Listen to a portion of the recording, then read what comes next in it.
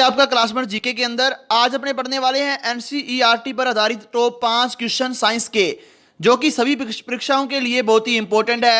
आज का 1 number question है कि हृदय का अध्ययन क्या कहलाता है। हृदय का अध्ययन कार्डियोलॉजी कहलाता है। कार्डियोलॉजी का मतलब होता है विज्ञान की ऐसी शाखा जिसके अंदर हृदय यानी हार्ट का अध्ययन किया जाता है। दोस्तों, मानव जो हृदय होता है उसके अंदर 4 कक्ष होते हैं। ऊपर वाले जो 2 कक्ष होते हैं उनको आलिंद कहा जाता है और नीचे वाले जो 2 कक्ष होते हैं उसको निल्य बोला जाता है। नीचे वाले नी से याद रख लेना निल्य, और ऊपर वाले आ से यानी आलिंद कहलाते हैं। कैंचियों में हृदय की संख्या यानी हृदयों के अंदर जो कक्ष होते हैं दोस्तों 8 होते हैं, और कॉकरोच के अंदर हृदय के अंदर कक्षों की संख्या 13 होती है। हृदय जो होता है हृदय मांसपेशी से मिलकर बना होता है, जिसे अनैच्छिक पेशी भी कहा जाता है। यानी दोस्तों जो हृदय है ये अनैच्छिक पेशी से मिलकर बना होता है। बात करें मछली की, तो मछली के हृदय के अंदर 2 कक्ष होते हैं। पक्षियों के हृदय के अंदर 4 कक्ष होते हैं। दोस्तों ये जो क्वेश्चन है एनसीईआरटी 6 से लेकर 10 तक की बुक से उठाए गए क्वेश्चन है, जो सभी परीक्षाओं के लिए बहुत ही इंपॉर्टेंट है, चाहे वो कोई भी परीक्षा हो जिसके अंदर भी साइंस पूछी जाती है। आज का 2 नंबर क्वेश्चन है, आम का पीला रंग का क्या कारण है। जो आम का पीला रंग होता है उसका कारण क्या है। सही जवाब होगा केरोटीन वर्णक के कारण। दोस्तों केरोटीन वर्णक के कारण आम का पीला रंग होता है। बात करें आम की, तो आम का वैज्ञानिक नाम होता है मेजीफेरा इंडिका। मेजीफेरा इंडिका आम को कहा जाता है। व्याख्या के अंदर पढ़ते हैं, पेड़ की पत्ती का हरा रंग पूछ लिया जाए तो क्लोरोफिल के कारण होता है। ये तो लगभग सबको पता होगा दोस्तों, लेकिन इंपॉर्टेंट बात है कि जो क्लोरोफिल होता है वो किन किन तत्वों से मिलकर बना होता है। तो कार्बन, ऑक्सीजन, नाइट्रोजन, मैग्नीशियम और हाइड्रोजन से मिलकर बना होता है क्लोरोफिल, जो कि पत्ती के अंदर पाया जाता है। और इसी के द्वारा दोस्तों यानी CO2 के द्वारा, क्लोरोफिल के द्वारा, प्रकाश के द्वारा प्रकाश लेशन की क्रिया होती है और पत्ती भोजन तैयार करती है। इसके अलावा पूछ लिया कि जो केरोटीन वर्णक होता है, जो केरोटीन वर्णक है वो कैसा रंग देता है। तो दोस्तों कई बार पत्तियां पीली हो जाती है तो वो केरोटीन के कारण होता है, और भूरा रंग जो होता है वो जेंथोफिल के कारण होता है, और हरा रंग क्लोरोफिल के कारण होता है। आगे मैंने सूत्र भी लिख रखे हैं, केरोटीन को C40S56 के द्वारा लिखा जाता है। इसी प्रकार आप जेंथोफिल का सूत्र भी देख सकते हो। अगर पूछ लिया जाए टमाटर का जो लाल रंग होता है दोस्तों वो लाइकोपीन के कारण होता है, और मिर्च का लाल रंग भी किसके कारण होता है, लाइकोपीन के कारण होता है। अगर पूछ लिया जाए टमाटर का वैज्ञानिक नाम, तो टमाटर का वैज्ञानिक नाम लाइकोपर्सिकॉन एस्कुलेटम होता है। यह बहुत ही इंपॉर्टेंट बात है। अगर पूछ ली जाए सेब में लाल रंग, दोस्तों जो पका हुआ सेब होता है उसका लाल रंग होता है, तो वो एंथोसाइनिन वर्णक के कारण होता है। किस वर्णक के कारण होता है, एंथोसाइनिन वर्णक के कारण होता है। चलते हैं आज के 3 नंबर क्वेश्चन की तरफ। 3 नंबर क्वेश्चन है आज का दोस्तों, ये पार्ट अपना 7 है। इससे पहले मैंने 6 पार्ट साइंस के 5-5 क्वेश्चनों के कवर करवा दिए हैं दोस्तों, जिसके अंदर अपने क्वेश्चन ही नहीं पढ़ते, पूरी डिटेल के साथ चर्चा भी करते हैं। तो 3 नंबर क्वेश्चन है आज का, केंचुआ किस संघ का प्राणी होता है। बहुत ही इंपॉर्टेंट प्रश्न है दोस्तों, ये 9th की बुक से उठाया गया प्रश्न है कि केंचुआ किस संघ का प्राणी है। तो सही जवाब आएगा कि केंचुआ एनेलिडा संघ का प्राणी होता है। इसके अलावा दोस्तों केंचुआ, नेरिस, जोंक ऐसा पूछ लिया जाए, कई बार उदाहरण पूछते हैं कि निम्न में से एनेलिडा संघ का उदाहरण नहीं है, तो आपको पता होना चाहिए केंचुआ, नेरिस व जोंक जो होते हैं ये एनेलिडा संघ के जंतु होते हैं।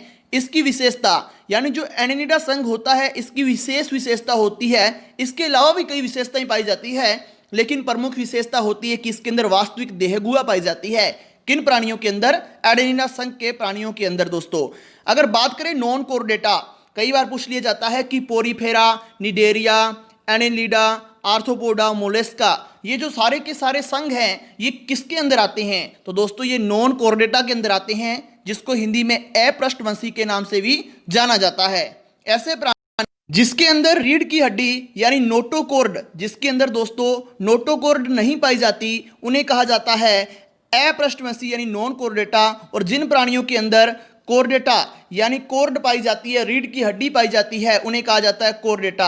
हम कोर्डेटा संघ के प्राणी होते हैं। और दोस्तों Porifera, Cnidaria, Annelida, arthropoda, Mollusca ये सारे के सारे क्या होते हैं, अपृष्ठवंशी होते हैं। इंपॉर्टेंट बात है। एसएससी की परीक्षा के अंदर पूछा गया प्रश्न है दोस्तों कि जो स्पॉन्जिला होता है वो किस संघ का प्राणी है। तो स्पॉन्जिला पोरीफेरा संघ का प्राणी होता है और पोरीफेरा संघ के जितने भी प्राणी होते हैं उनके शरीर के ऊपर क्या पाए जाते हैं, छोटे छोटे छिद्र पाए जाते हैं दोस्तों। और इसी के साथ आप याद रखना स्पॉन्जिला व साइकोन दोनों जो प्राणी हैं ये पोरीफेरा संघ के प्राणी होते हैं। तो मैंने यहाँ पर दोस्तों एग्जाम्पल लिखे हैं, ये बहुत ही इंपॉर्टेंट है, सीधे एग्जाम्पल करके भी आप इस टॉपिक को क्लियर कर सकते हो। अगर पूछ लिया जाए निडेरिया संघ के जंतु कौन कौन से हैं, तो हाइड्रा नाम सुना ही होगा आपने, जेलीफिश, समुद्री एनीमोन, हाइड्रा, जेलीफिश, समुद्री एनीमोन तीनों ही जो जंतु होते हैं ये निडेरिया संघ के अंदर आते हैं और निडेरिया को सिलेंट्रेटस के नाम से भी जाना जाता है। इसके अलावा दोस्तों टीनिया, लिवर फ्लूक जिसको फीता कर्मी के नाम से जाना जाता है, यकृत कर्मी के नाम से भी जाना जाता है। इसके अलावा planaria, taenia, liver fluke, planaria जो तीनों प्राणी हैं दोस्तों ये किस संघ के अंदर आते हैं, ये प्लेंटीहेल्मिंथी संघ के अंदर आते हैं और अधिकतर ये परजीवी के रूप में पाए जाते हैं। परजीवी मतलब जो भी परजीवी होते हैं दोस्तों इनका आकार क्या होता है, छोटा होता है और ये प्रपोषी के ऊपर रहकर उनकी पोषक कोशिकाओं से अपना भोजन के रूप में ग्रहण करते हैं। आपने बोल सकते हैं जो परजीवी होते हैं ये प्रपोषी से अपना भोजन प्राप्त करते हैं, जैसे मानव के शरीर के ऊपर पाई जाने वाले जूं इसका उदाहरण मान सकते हैं। जहाँ इसके अलावा दोस्तों परजीवी का आकार बहुत ही छोटा होता है। आगे देखते हैं झींगा, तिलचट्टा, घरेलू मक्खी, तितली, मकड़ी, बिच्छू, ये सारे के सारे जितने भी कीड़े मकोड़े होते हैं दोस्तों, कीट हैं, वो आर्थ्रोपोडा संघ में रखे गए हैं। आपको बता दूं कि जंतु जगत का सबसे बड़ा संघ कौन सा है, तो जंतु जगत का सबसे बड़ा जो संघ है दोस्तों उसका नाम है आर्थ्रोपोडा। इसके अंदर झींगा, तिलचट्टा, घरेलू मक्खी, तितली आदि कीड़े मकोड़े हैं, सारे के सारे हैं क्या दोस्तों, आर्थ्रोपोडा के अंदर रखे गए हैं। आज का 4 नंबर क्वेश्चन है, इसके अंदर मैंने ऑप्शन लिखे हैं जानबूझकर दोस्तों कि जेजुनम भाग होता है, हम इन पर चर्चा करने वाले हैं। जेजुनम भाग होता है अमाशय का, छोटी आंत का, बड़ी आंत का, मलाशय का। जैसा कि आपको दिख रहा है इसका सही जवाब होगा कि जो जेजुनम होता है ये स्मॉल इंटेस्टाइन यानी छोटी आंत का भाग होता है। अगर बात करें छोटी आंत की तो छोटी आंत की लंबाई जो होती है 22 फीट होती है दोस्तों, और ये कई किताबों के अंदर यानी किताबों में सीधा 7 मीटर भी लिखी हो सकती है, मतलब 1 मीटर में 3 फुट तो कितना हो गया 22 फीट। तो आगे देखते हैं जो छोटी आंत इसके 3 भाग होते हैं। पहला भाग जो होता है उसको ड्यूडेनम बोलते हैं, दूसरा भाग जो होता है उसको जेजुनम बोलते हैं, तीसरा भाग जो होता है उसको इलियम बोला जाता है। एक बार दोबारा देखते हैं दोस्तों, छोटी आंत जो होती है 22 फीट लंबी होती है और इसके 3 भाग होते हैं ड्यूडिनम, जेजुनम और इलियम। प्रश्न में पूछा गया है जेजुनम किसका भाग है, तो छोटी आंत का भाग है दोस्तों। जो ड्यूडिनम होता है इसकी लंबाई 25 सेंटीमीटर होती है। अगर पूछ लिया जाए कि छोटी आंत के अंदर, किसके अंदर दोस्तों, छोटी आंत के अंदर सर्वाधिक पाचन की क्रिया किस भाग में होती है, तो जेजुनम भाग में होती है, ये आपको याद रखना है। और अगर पूछ लिया जाए छोटी आंत का सबसे पीछे वाला भाग कौन सा होता है, तो इलियम होता है जो कि 3 मीटर होता है। अगर बात करें एंजाइम की, बहुत बार प्रश्न पूछा भी जाता है कि छोटी आंत में पाए जाने वाले एंजाइम कौन कौन से होते हैं, तो amylase, maltase, sucrase, lipase, chymotrypsin, trypsin, ये सारे के सारे जो एंजाइम होते हैं ये छोटी आंत में पाए जाते हैं।